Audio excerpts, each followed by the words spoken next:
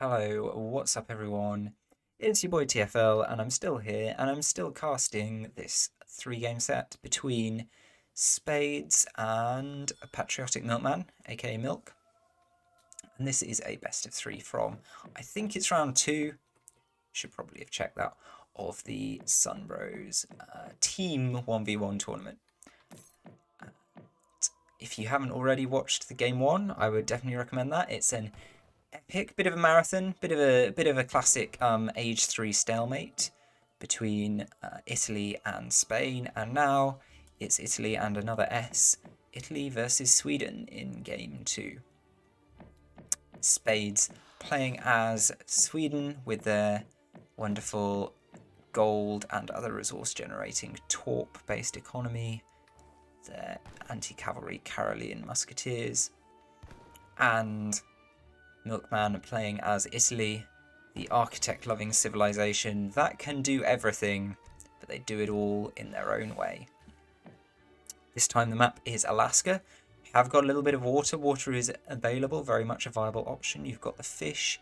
That's in your lovely safe water behind your starting position. And then we've got 1, 2, 3, 4, 5 whales available in that bay out in the middle of the map.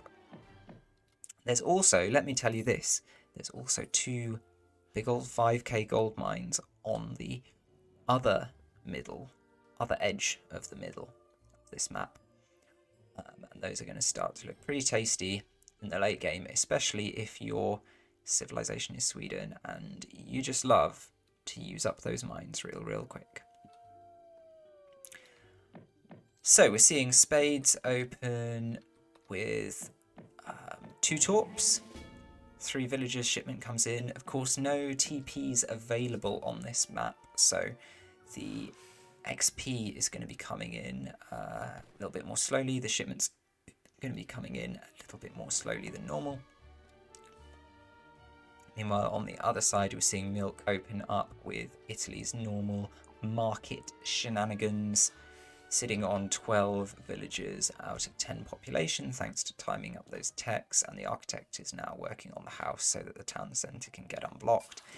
It's the same drill. We saw it last game. You see it pretty much every game with Italy. It's their standard opening.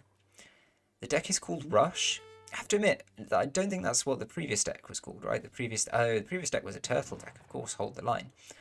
So we're going to be seeing a bit more aggression. This time we've got...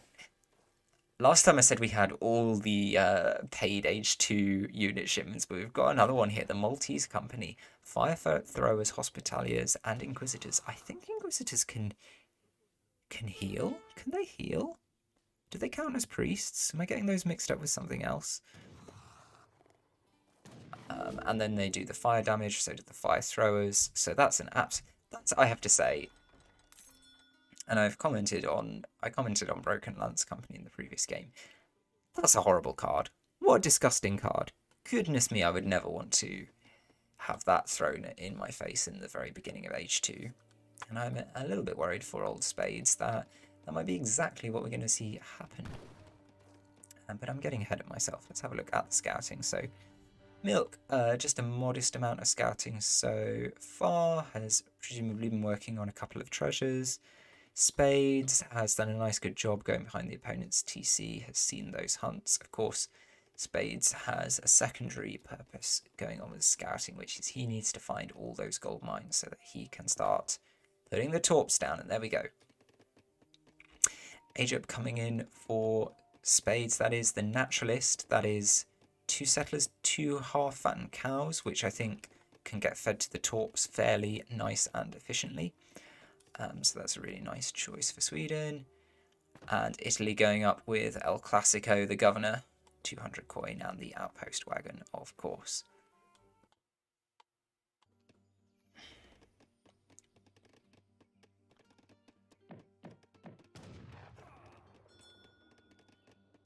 Sweden actually sitting on 17 population here.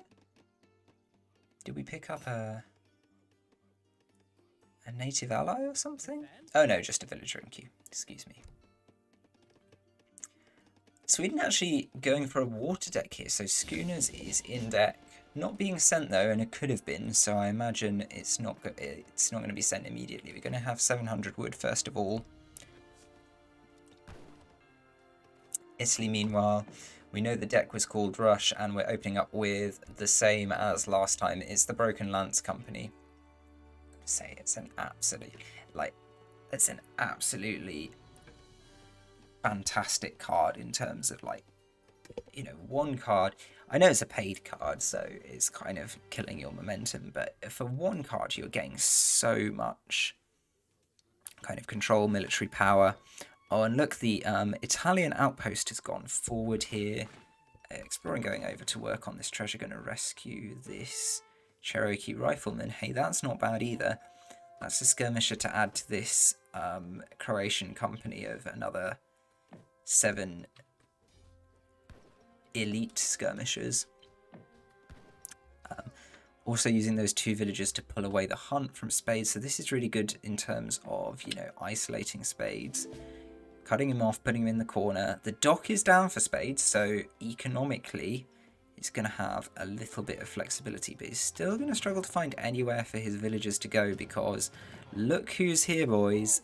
The Broken Lance Company out and immediately taking down for very, very little in return the opening bunch of Karelians from that barracks. Spades trying to train more Karelians, hasn't really got anything else to speed, any other options. 5 pikes there as well to provide a bit of siege power, so I can send these cav forward to try and snipe villagers. The Stradiot has gone off on his own. That's how powerful that Stradiot is, with 56 base attack. And you think the Lancers, okay, they've got 30, but it's got a multiplier against infantry, so they're quite scary. But the Stradiot, there's no multipliers involved. They've just got 56 base attack. Such a scary number, and that's a real reason that they're particularly intimidating to villagers. So the Italian army shaping up here still, and look at this. This is a bit of a shame. This damage is spread out across these cav. When you're dealing with really high HP cav like that, having the damage spread out among them is quite inefficient. It means you're going to have more of them alive, giving you problems for longer than you absolutely need to. There's a lot of infantry here, damage to the torps, things are going down, and yeah, things are starting to look pretty ropey for Spades here. I'm pretty sure this barracks is going down too. I don't know whether there's a military shipment that might get them out of trouble. Sending 3 Huss. No, can't send 3 Huss because they're overpopped. I do beg your pardon. Got the Minutemen out, got some Karelians. Have scared away Italy, but I really think it's a temporary hiatus. Having to put down those torps again. I mean, oh my goodness. You're in Age of Empires 3. You're in a bad situation when, as Sweden, you've got popped and you're having to rebuild the torps in your base before you can produce anything. That's never something you wake up in the morning and think, yeah, that's what I want to see happen to me today.